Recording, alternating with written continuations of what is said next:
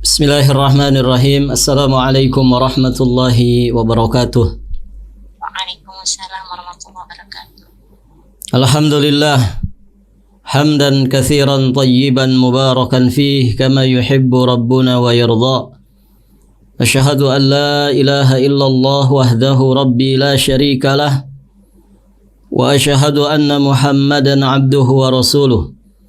Qala Allah ta'ala fil Qur'anil Karim, يا أيها الذين آمنوا اتقوا الله حق تقاته ولا تموتن إلا وأنتم مسلمون أما بعد فيا أيها الحاضرون اعلموا رحمكم الله فإن أصدق الحديث كتاب الله وخير الهدي هدي محمد صلى الله عليه وآله وسلم اللهم علمنا ما ينفعنا وانفعنا بما علمتنا وزدنا علما. Para hadirin, akhwat wa ummahat fillah rahimani wa rahimakumullah. Alhamdulillah, pada siang hari ini insyaallah taala kita lanjutkan pelajaran tafsir Al-Qur'anul Karim pada pembahasan surat Qaf ayat yang keempat.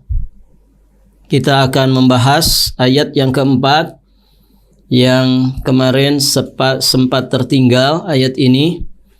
Untuk nanti selanjutnya insyaallah ta'ala kita lanjutkan di ayat yang ke-9 ya. Taib. Di ayat ketiga, supaya pembahasan kita nyambung, Allah Subhanahu wa taala berfirman, "A idza mitna wa kunna turaba, dzalika raj'un ba'id." Apakah kami setelah mati dan setelah menjadi tanah, kami akan kembali lagi? Dzalika raj'un ba'id. Itu adalah suatu pengembalian yang tidak mungkin. Ini ibu-ibu yang dirahmati Allah menjelaskan tentang orang-orang yang kufur kepada hari kebangkitan. Jadi setelah mereka menyaksikan bahwa kehadiran Rasul itu membawa peringatan tentang hari kebangkitan, maka ibu-ibu yang dirahmati Allah, mereka mengingkari hari kebangkitan itu dengan penuh cemoohan, seraya berkata, "Aidza mitna wa kunna turaba, dzalika raj'un ba'id." Apakah kami setelah mati, setelah menjadi tanah, kami bisa hidup lagi, bisa dikembalikan lagi? Ini suatu pengembalian yang tidak mungkin terjadi. Jadi kalimat ini mereka ucapkan dalam rangka mengingkari hari kebangkitan, kemudian untuk mengolok-olok. Nasallallahu al-afwa wal afiyah wassalam.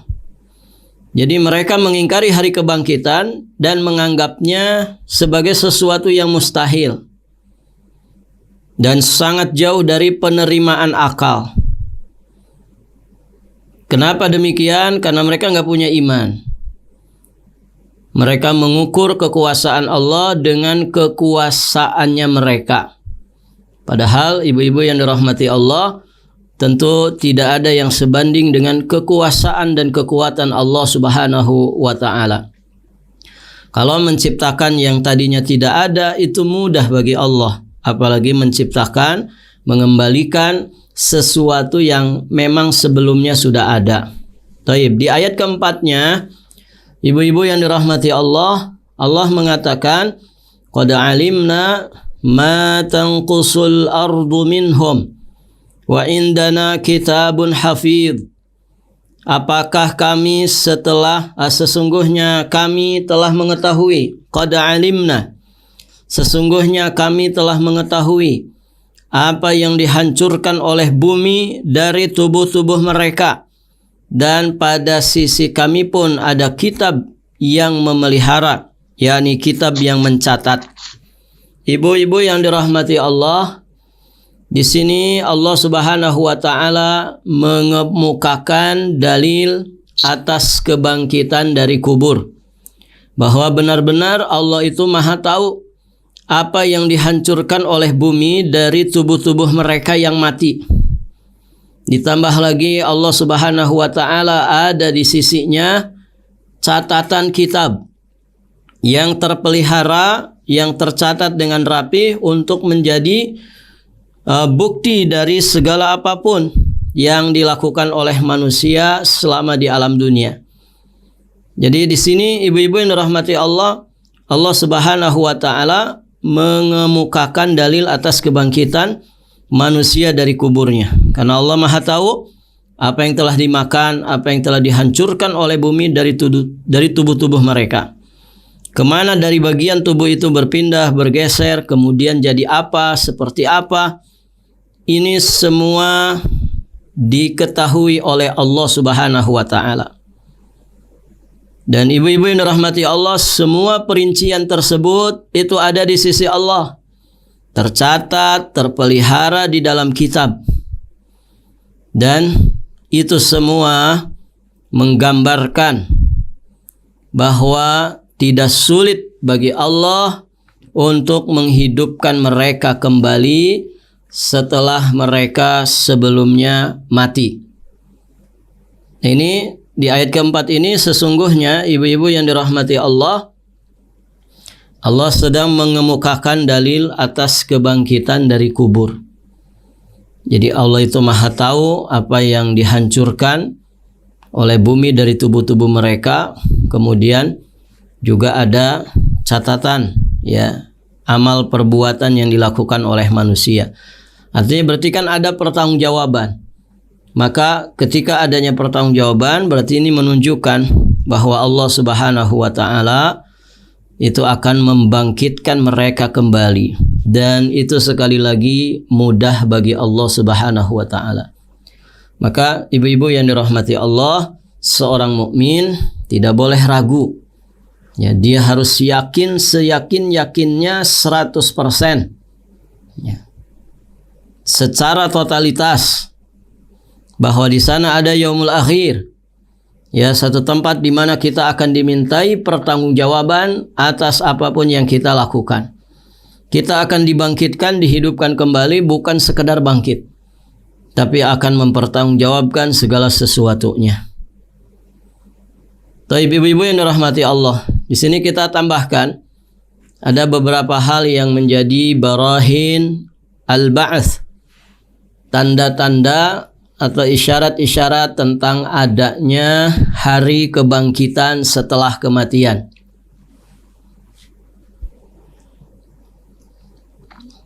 Kita simpulkan ada 3. Yang pertama, ibu-ibu yang dirahmati Allah, bukti dari adanya hari kebangkitan adalah bukti-bukti alam yang bisa dirasakan. Bukti-bukti alam semesta ini yang bisa kita rasakan, ini menunjukkan adanya hari kebangkitan. Jadi dalil pertama, bukti pertama adalah tentang adanya bukti-bukti alam yang dirasakan manusia. Ibu bisa lihat di dalam Al-Quranul Karim surat Al-Hajj ayat 5 sampai ayat yang ke-7.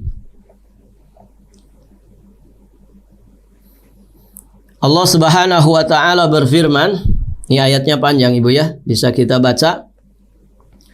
Ya ayuhan nas in kuntum fi raibin minal ba'thi fa inna khalaqnakum min turabin thumma min nutfatin thumma min alaqatin thumma min mudghatin mukhallaqatin wa ghairi mukhallaqah linubayyina lakum wa nuqirru fil arhami ma nasha ila ajalin musamma thumma nukhrijukum tifla thumma litablughu ashuddakum wa minkum man yutawaffa wa minkum man yuraddu ila ardhalil umur likay la ya'lam min ba'di ilmin syai'a wa taral arda hamidatan fa idza anzalna 'alaiha al-ma'a ihtazzat wa rabat wa anbatat min kulli zawjin bahij.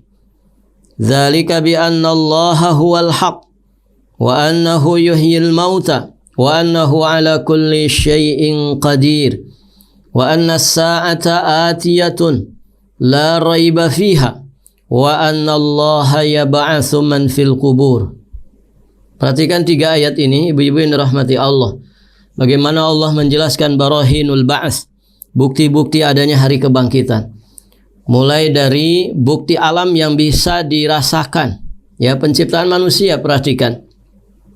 Wahai sekalian manusia, jika kalian meragukan hari kebangkitan, maka sesungguhnya kami telah menjadikan kamu itu dari tanah. Lihat, Allah mengadakan manusia dari yang sebelumnya tidak ada. Allah maha mampu dan itu ringan bagi Allah. Jadi manusia diajak untuk berfikir, melihat tanda-tanda kekuasaan Allah tentang masalah ini. Kata Allah, sesungguhnya kami telah menjadikan kamu dari tanah. Kemudian dengan proses menjadi setetes air mani. Kemudian menjadi segumpal darah. Kemudian menjadi segumpal daging yang sempurna kejadiannya. Ya, menjadi segumpal daging, ada yang sempurna kejadiannya dan ada yang tidak sempurna, agar kami jelaskan kepada kalian. Dan kami tetapkan dalam rahim menurut kehendak kami sampai waktu yang sudah ditentukan. Jadi setelah itu diciptakan manusia melalui proses hamilnya seorang istri atau seorang ibu. Kemudian kami keluarkan kamu sebagai bayi. Kemudian dengan berangsur-angsur kamu sampai kepada usia dewasa. Di antara kamu ada yang diwafatkan dan di antara kamu ada yang dikembalikan sampai usia yang sangat tua. Ada yang sampai pikun seperti anak-anak lagi. Sehingga dia tidak mengetahui lagi sesuatu yang telah diketahuinya. Dan kamu lihat bumi ini kering. Jadi fenomena alam yang berikutnya adalah tentang bumi. Tadi tentang manusia, penghuni bumi, sekarang buminya. Kamu lihat bumi ini kering. Kemudian apabila telah kami turunkan air hujan di atasnya, maka jadilah hidup bumi itu. Masya Allah, ibu-ibu yang dirahmati Allah, bumi yang tandus ketika dituruni hujan, maka tumbuh tumbuh-tumbuhan. Lihat bagaimana Allah menciptakan tumbuhan dari yang tadinya tidak ada, menjadi ada. Itu mudah bagi Allah Subhanahu wa ta'ala. Maka hiduplah bumi itu dan menjadi subur dan menumbuhkan berbagai jenis pasangan tumbuh-tumbuhan yang indah. Berikutnya Allah katakan, ibu-ibu yang dirahmati Allah, yang demikian itu karena sesungguhnya dialah yang hak dan sungguh dialah yang menghidupkan segala yang telah mati. Ini syahidnya.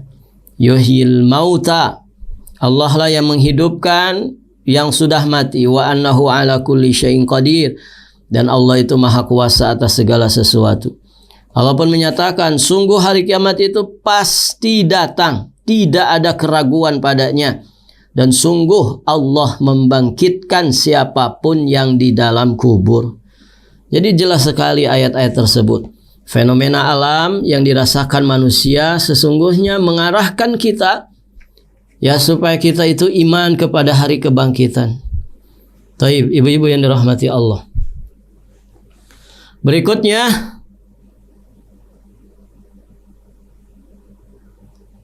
yang kedua, di antara bukti-bukti tentang adanya hari kebangkitan, Allah itu maha kuasa melakukan penciptaan yang pertama.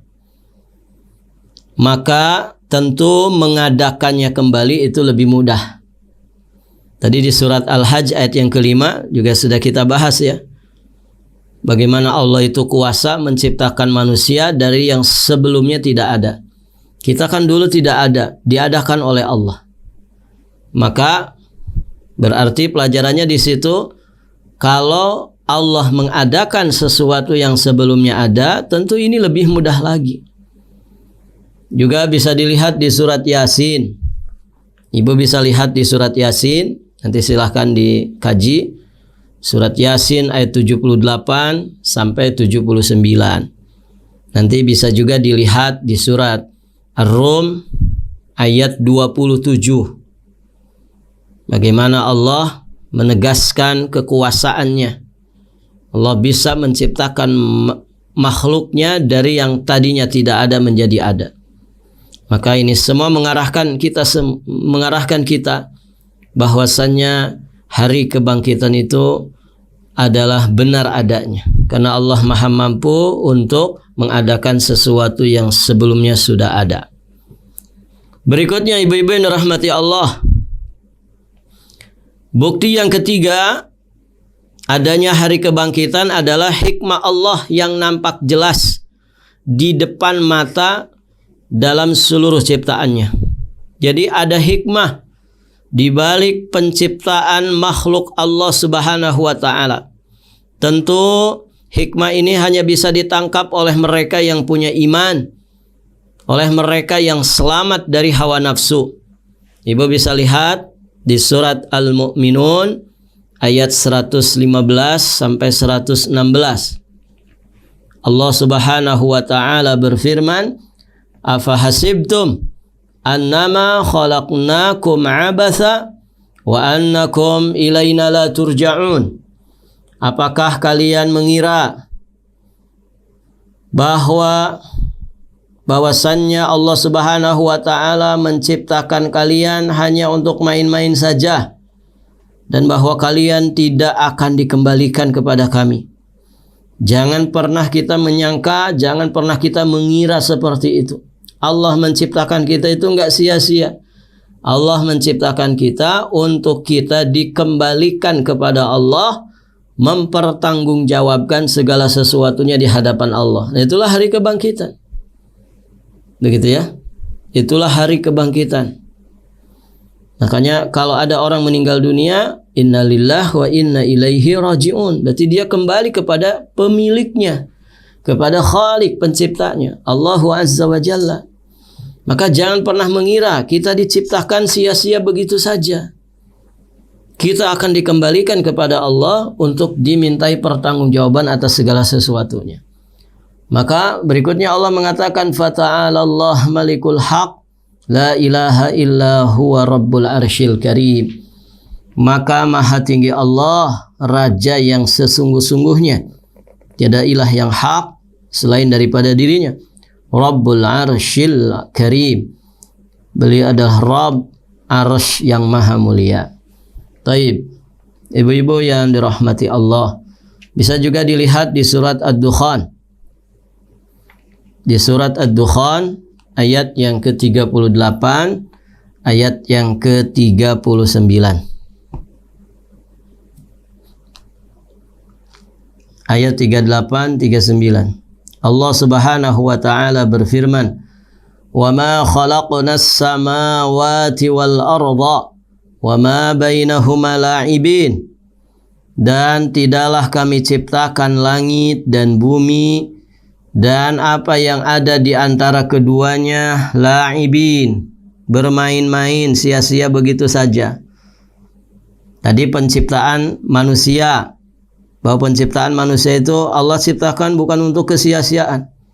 Nah, di sini di surat Ad-Dukhan ayat 38 ini Allah tegaskan bahwa Allah menciptakan langit dan bumi juga bukan untuk sia-sia begitu saja, bukan untuk kesia-siaan.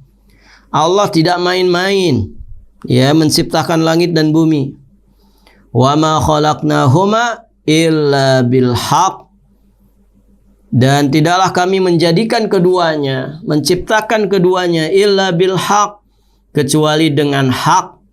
Maksudnya dengan sesungguh-sungguhnya, enggak main-main. Walakinna aktsarahum la ya'lamun. Akan tetapi kebanyakan mereka itu tidak mengetahui. Ini semua adalah hikmah yang nampak jelas di depan mata kita tentang seluruh ciptaan Allah. Allah enggak main-main menciptakan segala sesuatu ini. Semua untuk dikembalikan kepada Allah, mempertanggungjawabkan segala sesuatunya di hadapan Allah. Nah, ketika dikembalikan kepada Allah untuk mempertanggungjawabkan, berarti kita itu setelah mati nggak musnah begitu saja. Kita akan dibangkitkan. untuk menghadap Allah Subhanahu wa taala di peradilannya. Nah, demikian ibu-ibu yang dirahmati Allah. Dan iman kepada hari kebangkitan itu harus selalu ditumbuhkan dalam jiwa dan raga kita. Tidak boleh kita lengah dari itu. Karena kalau orang lengah, lalai, kurang beriman kepada adanya hari kebangkitan, adanya hari akhir, inilah sesungguhnya yang menjadikan dia itu panjang angan-angan di dunia. Karena panjang angan-angannya di dunia sehingga akhirnya dia begitu mudah menyimpang dari jalan Allah Subhanahu wa taala yang lurus. Dia akan bergampang-gampangan dengan dosa dan juga maksiat. Dia akan bergampang-gampangan ya dengan memubazirkan waktu, umur dan usia yang Allah Subhanahu wa taala berikan kepadanya. Dia lupa bahwa segala sesuatu akan dimintai pertanggungjawaban. Maka ibu-ibu yang dirahmati Allah, seringkali ya Nabi ketika menyebutkan tentang perintah yang baik-baik, tentang larangan dari yang buruk-buruk, itu sering mengaitkannya pertama kali dengan iman kepada Allah dan iman kepada yaumul akhir. Ini pondasi dasar. Jadi kenapa orang bisa mati-matian beribadah, semangat, bersungguh-sungguh di dalam beramal saleh? Karena dia punya iman yang tinggi kepada kehidupan akhirat. Kenapa sih orang malas-malasan? Kenapa orang berleha-leha, berfoya-foya? Kenapa orang senantiasa kehidupannya sibuk dari satu dosa ke dosa berikutnya, dari satu kemalasan kepada kelalaian berikutnya, dan demikian seterusnya hidupnya?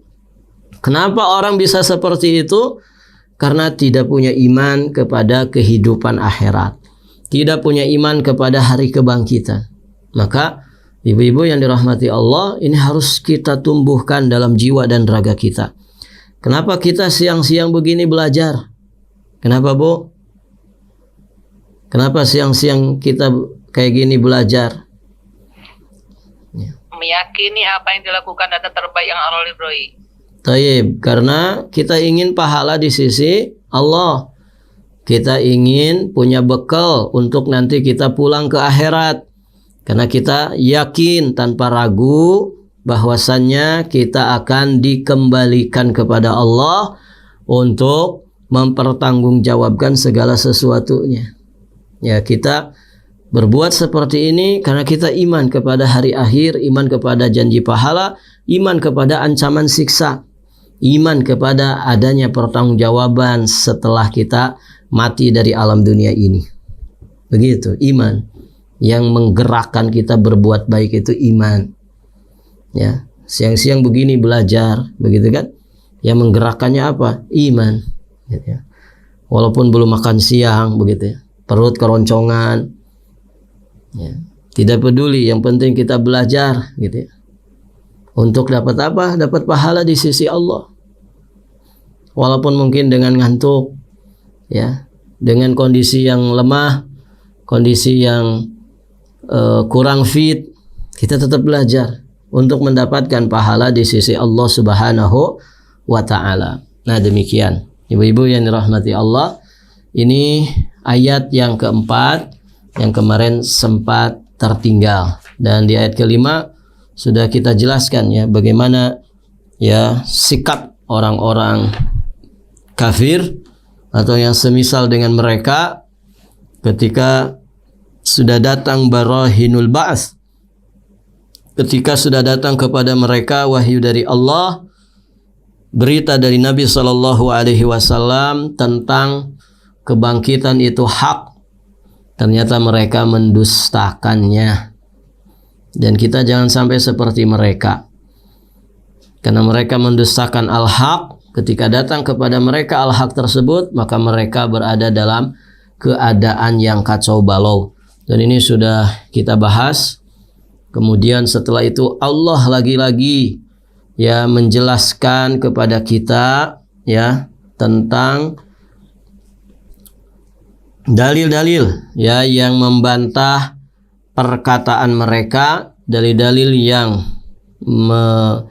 membenamkan ya anggapan mustahil mereka tentang adanya hari kebangkitan. Allah menyuruh kita melihat ke atas langit. Allah menyuruh kita melihat ke bawah. Apa yang begitu menakjubkan dari bumi yang kita pijak ini. Itu semua ibu-ibu yang dirahmati Allah supaya menjadi pelajaran dan peringatan bagi tiap-tiap hamba Allah Subhanahu wa taala. Gitu ya. Jadi terakhir kita sudah membahas ayat yang ke-8. Ya. Tabsiratan wa dzikra likulli 'abdin munib. Itu semua supaya menjadi pelajaran, peringatan bagi tiap hamba-hamba Allah yang munib.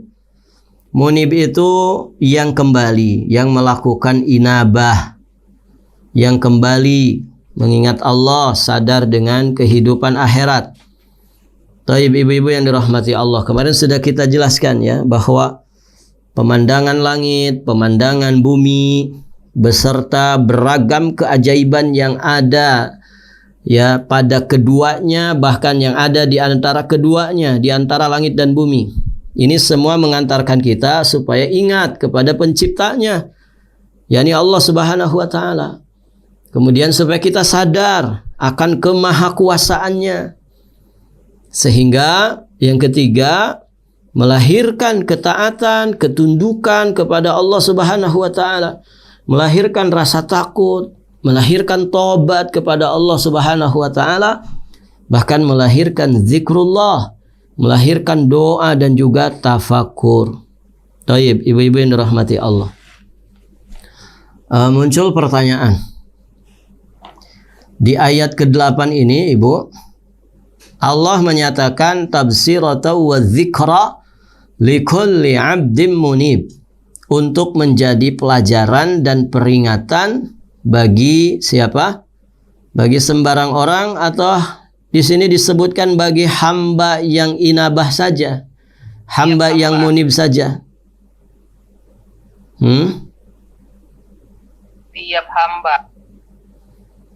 Tiap hamba secara umum atau abdim munib saja?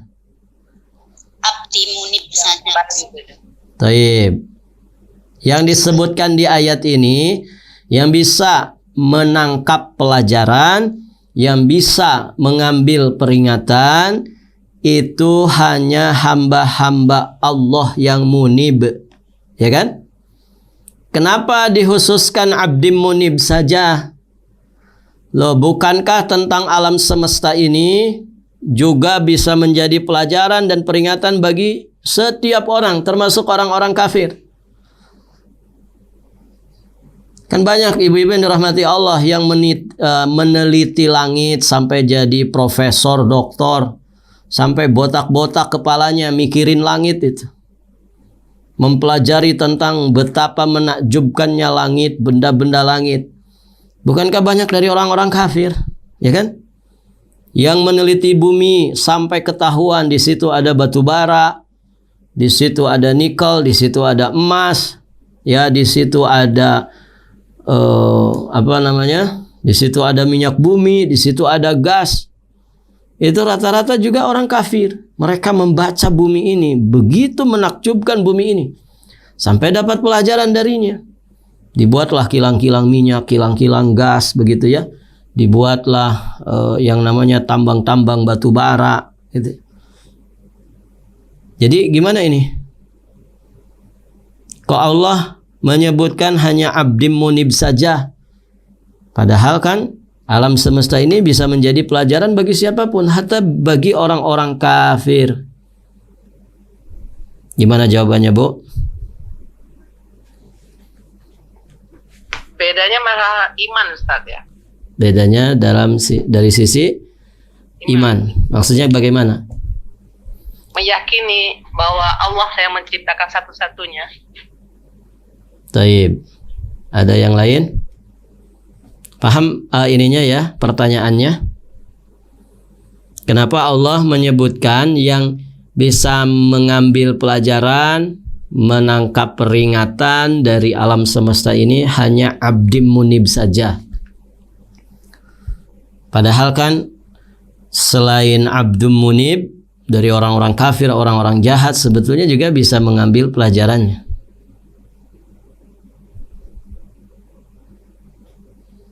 Gimana, Bu? Ada yang bisa jawab?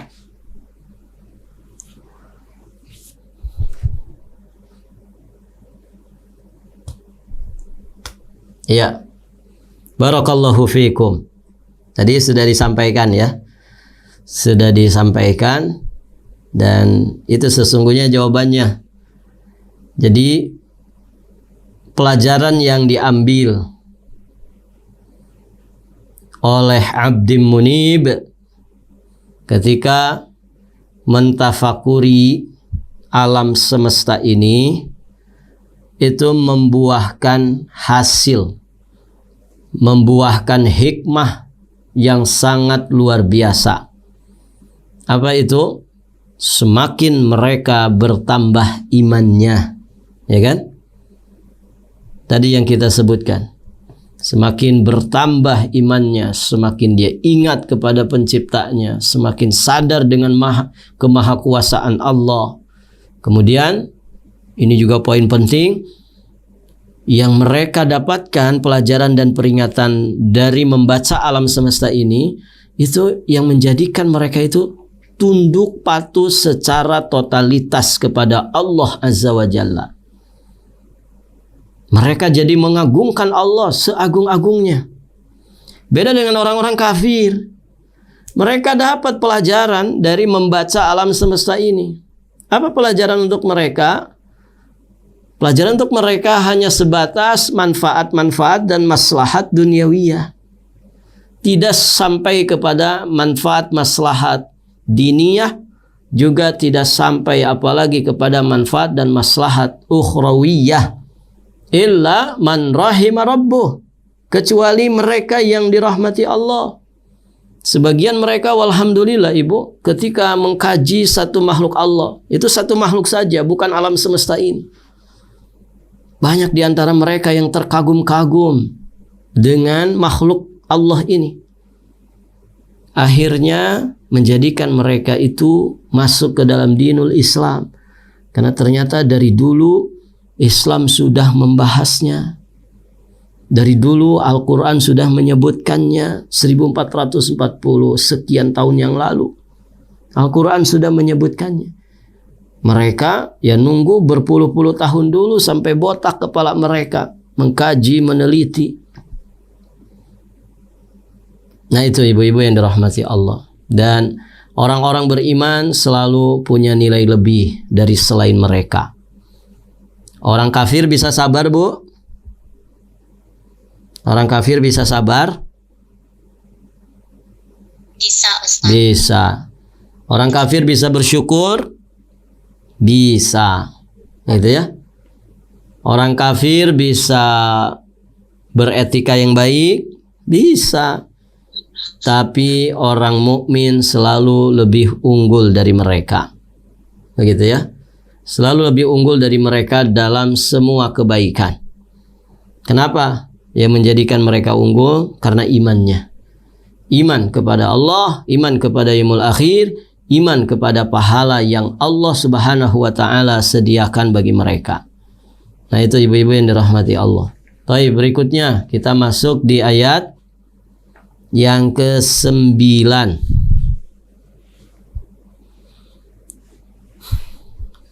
Ibu-ibu yang dirahmati Allah, Allah berfirman, Ba'da a'udzu billahi as-sami'il 'alim minasy syaithanir rajim wa nazzalna minas sama'i ma'an mubaraka fa ambatna bihi jannatin wa habbal hasid.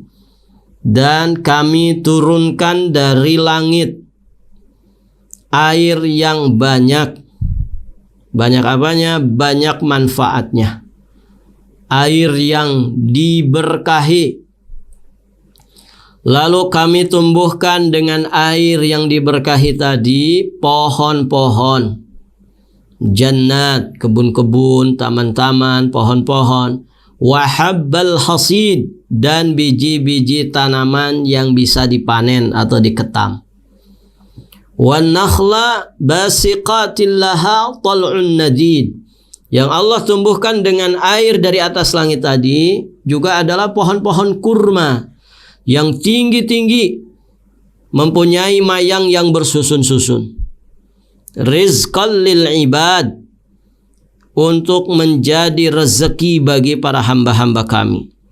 Wa ahyayna bihi baldatan maita, kemudian kata Allah, kami pun hidupkan dengan air itu tanah yang mati, tanah yang kering.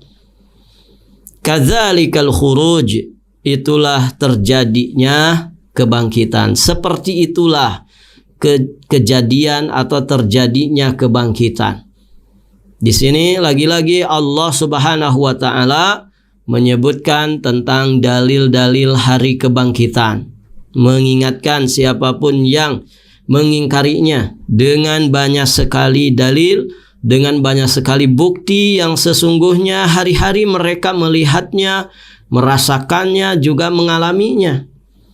Nah, itu ibu-ibu yang dirahmati Allah. Nah, di ayat yang ke-9 ini Allah jelaskan tentang air hujan. Kami turunkan dari langit air yang penuh keberkahan, banyak manfaatnya. Baik, ibu-ibu yang dirahmati Allah, apa manfaat hujan itu, Bu? Hujan banyak manfaatnya tidak? Banyak, Ustaz. Banyak sekali. Apa saja itu? Untuk tumbuhan, lautan, daratan, Kehidupan manusia.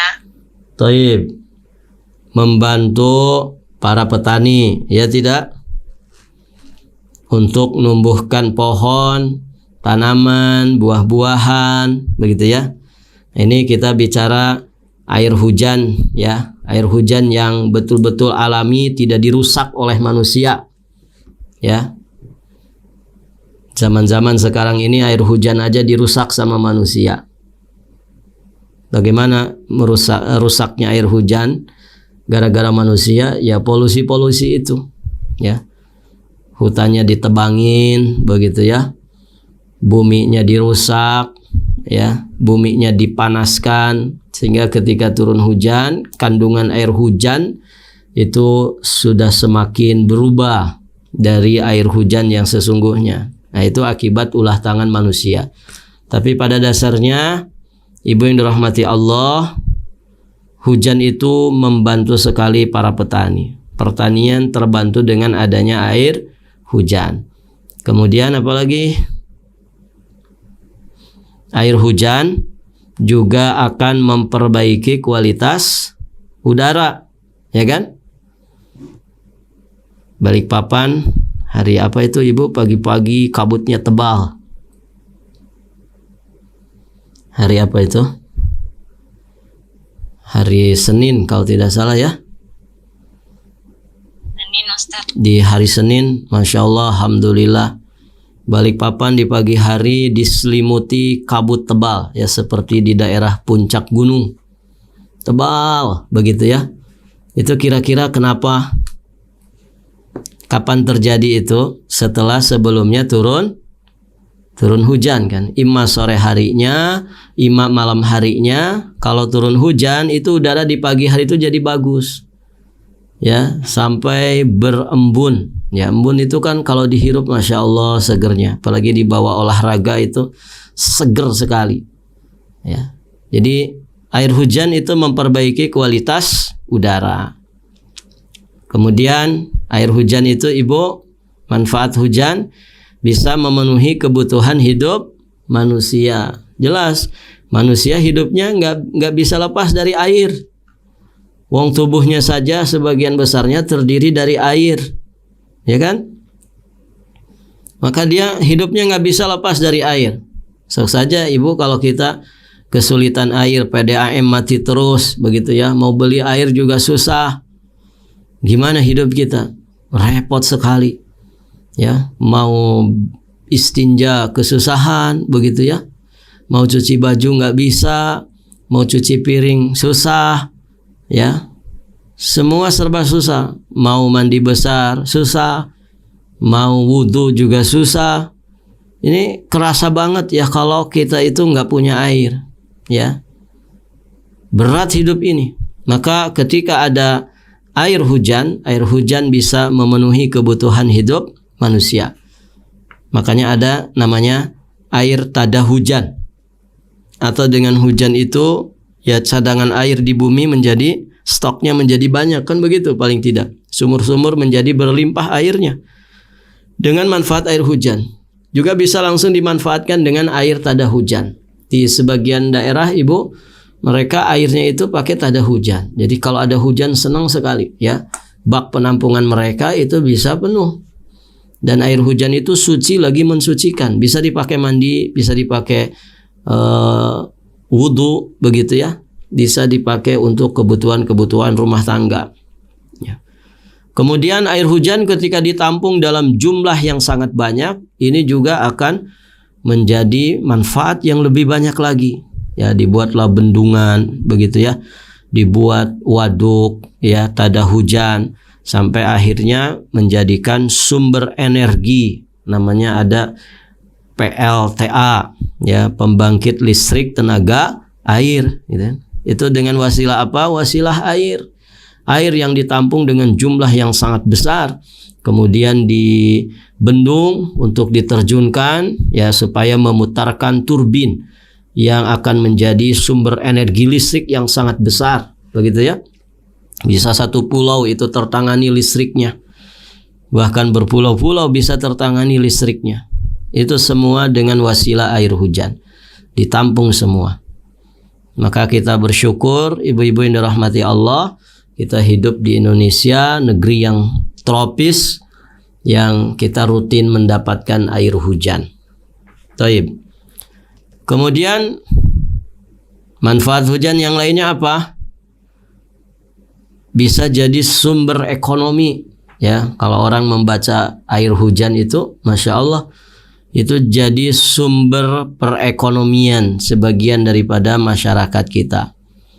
Ya, gara-gara hujan Ibu, ada orang menjahit jas hujan, ada orang bikin jas hujan dari plastik, dari keresek, begitu kan? Masya Allah.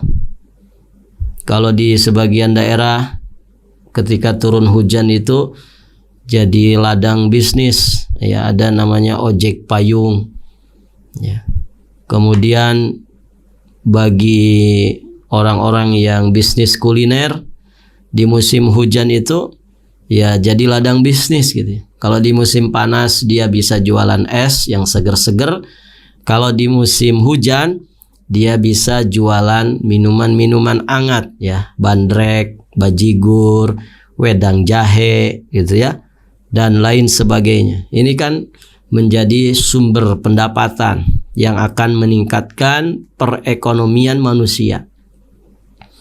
Kemudian ibu-ibu yang dirahmati Allah, juga akan menjadi kelangsungan kehidupan di hutan, ya. Ibu, Kalimantan ini dulu dijuluki sebagai paru-parunya dunia. Pulau kita yang sedang kita pijak ini itu dulu dijuluki dengan paru-parunya dunia.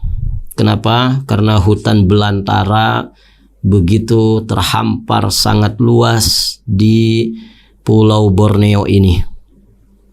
Namun ternyata itu tidak bisa bertahan lama, begitu ya. Ini sekarang sudah tinggal berapa persennya saja, ya, hutan yang betul-betul tidak terjamah oleh manusia. Nasallallahu al-afwa wal afiyata wassalamah. Maka jangan sampai kita melakukan pengrusakan di muka bumi ini. La tufsidu fil ardi ba'da islahiha. Janganlah kalian melakukan kerusakan di muka bumi ini setelah kalian memperbaikinya. Maka kalau orang melakukan ifsad di muka bumi ini, kita sebagai mukmin melakukan islah, perbaikan. Maka kita apresiasi, ya, orang-orang yang melakukan perbaikan. Ada namanya komunitas bengkel bumi, gitu kan. Jadi mengolah tanah kembali supaya menjadi subur, ya seperti zaman-zaman dulu gitu ya. Nanam tanaman tidak usah pakai macam-macam pupuk begitu ya. Cukup ditanam saja ya di tanahnya. Ternyata tanahnya sudah mengandung kaya nutrisi. Sehingga tanaman apapun yang ditancapkan selalu tumbuh dengan subur. Itu di masa-masa dulu, di zaman Breto. Di zaman kita sekarang nggak seperti itu. Harus selalu pakai pupuk gitu. Nah, ini ada orang-orang yang berupaya bengkel bumi. Nah, itu bagus. Ada yang Indonesia berkebun. Nah, itu bagus. Dan sesungguhnya itu ajaran Islam. Ibu-ibu yang dirahmati Allah. Islam itu ngajarin kita untuk nanam pohon. Bahkan ada motivasi dari sebagian salafun saleh. Sebagian mereka sampai mengatakan, jika aku tahu besok itu kiamat, maka yang akan aku lakukan hari ini adalah menanam pohon. Menanam biji kurma. Tanam, ibu-ibu yang dirahmati Allah. Ya, banyak menanam. Ya, tanaman yang bisa dimanfaatkan oleh banyak manusia. Karena itu bagian daripada amal jariah. Begitu ya. Cari pahala itu jangan pada ibadah-ibadah ritual saja. Kita rajin nanam-nanam. Ya, ibu punya lahan, misalkan tanemin ya pohon-pohon yang besar, pohon-pohon yang bisa dimanfaatkan di kemudian hari, ya, paling tidak bisa menjadi cadangan air di bumi ini, ya, disimpan oleh akar-akar pohon. Dan begitu. Jangan ditebangin pohon tuh, diganti pakai beton, diganti pakai semen gitu ya. Usahakan ya menanam. Ya, tanaman yang nanti akan terus ya dirasakan manfaatnya oleh anak keturunan kita atau bahkan oleh manusia secara umum. Baik, ibu-ibu yang dirahmati Allah. Di sini perhatikan Allah Subhanahu wa taala masih dalam konteks untuk menjelaskan tentang adanya hari kebangkitan yang tidak boleh diragukan sama sekali. Dan ibu-ibu yang dirahmati Allah, kata para ulama, ya, proses pertumbuhan tanaman pada tanah tandus yang mendapatkan air hujan, itu seringkali dipakai oleh Allah untuk menggambarkan kejadian kebangkitan manusia di alam akhirat. Jadi bukan hanya sains yang Allah Subhanahu wa taala sampaikan kepada umat ini. Bukan hanya faidah sains yang Allah Subhanahu wa taala berikan kepada umat manusia ini tentang proses bagaimana tumbuhnya tanaman di tanah tandus ketika tanah tandus itu kena air hujan. Bukan masalah itunya saja. Tapi di sini Allah ingin menegaskan supaya manusia itu mikir, supaya manusia itu paham dan sadar tentang adanya hari kebangkitan, sehingga mereka menjadi abdun munib, menjadi hamba yang kembali kepada Allah Subhanahu wa taala. Dan banyak sekali model-model pembahasan seperti ini yang Allah jelaskan di dalam Al-Qur'anul Karim. Nanti ibu bisa lihat di surat Yunus ayat 24. Sok nanti dilihat ya. Di surat Yunus ayat 24. Bisa juga dilihat di surat Fussilat ayat 39. Bisa juga dilihat di surat Az-Zukhruf ayat yang ke-11. Surat Yunus ayat 24, surat Fussilat ayat 39, surat Az-Zukhruf ayat yang ke-11. Di sini pada ayat-ayat ini Allah menggambarkan, menjelaskan kepada kita tentang hari kebangkitan dengan pendekatan, yakni proses pertumbuhan tanaman pada tanah tandus ketika tanah tandus ini diguyur hujan. Taib. Ibu-ibu yang dirahmati Allah. Allah di sini menyebutkan air dari langit itu dengan sifat mubarak. Apa artinya mubarak, Ibu? Penuh keberkahan. Dan kami ingin ingatkan di sini, keberkahan, sesuatu itu disebut berkah, itu bermuara pada 4 hal. Bermuara pada 4 4 hal. Yang pertama, al-kathrah, yakni banyak atau berlimpahnya kebaikan. Itu yang pertama. Yang kedua, apa yang pertama tadi, Bu? Berlimpah kebaikan. Al-kathrah, banyak atau berlimpahnya kebaikan. Yang kedua, keberkahan itu bermuara pada az-ziyadah wan numu. Pakai waw belakangnya. Az-ziyadah wan numu. Yakni terus bertambah, terus bertumbuh dan berkembang. Jadi kebaikannya itu bukan hanya melimpah ruah saja, tapi terus bertambah, bertumbuh dan berkembang. Itu berkah. Yang ketiga, as-sabat wal luzum. As-sabat wal luzum, senantiasa ada. Jadi tidak lepas begitu, senantiasa ada. Berlimpahnya kebaikan dan terus bertumbuh berkembangnya kebaikan itu terus ada pada sesuatu terus ada, senantiasa ada pada sesuatu yang diberkahi. Itu yang disebut dengan as-sabat wal luzum. Kemudian yang keempat, kata berkah itu bermuara, makna berkah itu juga bermuara pada as-sa'adah, melahirkan kebahagiaan. Melahirkan kebahagiaan. Ya jelas ya, sesuatu yang baik dan tidak hanya baik, kebaikan itu berlimpah, bertumbuh, berkembang, senantiasa ada. Jelas yang seperti ini akan melahirkan kebahagiaan bagi yang memilikinya, begitu ya. Nah, air hujan itu disifati oleh Allah dengan ma'an mubarakan.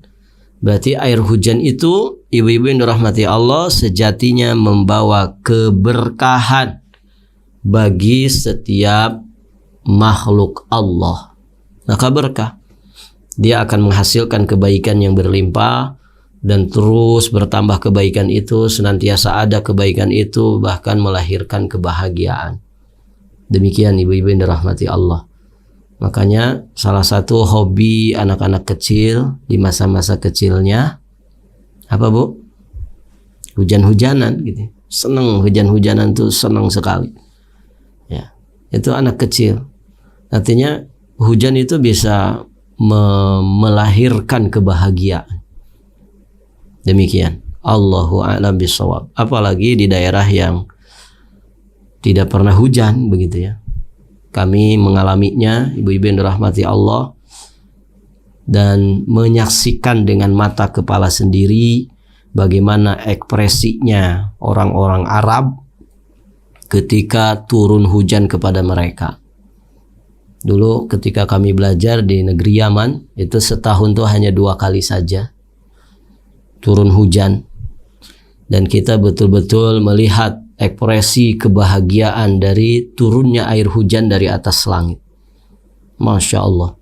Sampai diumumkan di speaker masjid, ayuhat tullab yarhamkumullah hafidhakumullah tamatta'u bifadlillahi ta'ala. Begitu ya. Sampai dispeakerkan ya. Jadi di sana itu kalau ada turun hujan itu biasanya diumumkan. Maksudnya kita bernikmat-nikmat dulu dengan air hujan ini. Maksudnya pengumuman libur begitu ya. Silahkan kalian nikmati gitu ya, air hujan yang barusan saja Allah turunkan kepada kita. Gitu. Masya Allah, itu ekspresinya itu luar biasa orang-orang Arab itu. Mereka jingkrak-jingkrak, ya Allahumma shayban nafian, Allahumma shayban nafian, hadhihi rahmah. Begitu, ya. Bahkan yang kami tahu, ya agak geli juga sih kami melihatnya. Itu yang sudah jenggot-jenggotan itu, Ibu, main becek-becekan, ya. Main kucing-kucingan, lari-larian sambil hujan-hujanan, gitu ya. Kalau ada yang tergenang, becek-becekan mereka. Persis anak-anak kecil di Indonesia, gitu ya. Jadi mirip-mirip masa kecil kurang bahagia, begitu ya. Tapi ya begitulah. Karena memang air hujan itu mubarak, melahirkan kebahagiaan. Melahirkan kebahagiaan. Walaupun di kondisi tertentu air hujan bisa membawa bencana, begitu ya. Dan sesungguhnya bencana air hujan itu semua dengan ulah tangan manusia, dosa-dosa manusia. Begitu. Dan Ibu yang dirahmati Allah, kalau kita itu bumi kita betul-betul dijaga, dipelihara, tidak dirusak, maka betul-betul air hujan itu membawa keberkahan yang sangat luar biasa, bukan membawa bencana. Demikian. Allahu a'lam bissawab. Nah, nanti Allah Subhanahu wa taala mulai menyebutkan di antara contoh-contoh keberkahan yang dihasilkan dari air hujan. Nanti kita lanjutkan di kesempatan berikutnya biidnillahi ta'ala wa taufiqih. Demikian.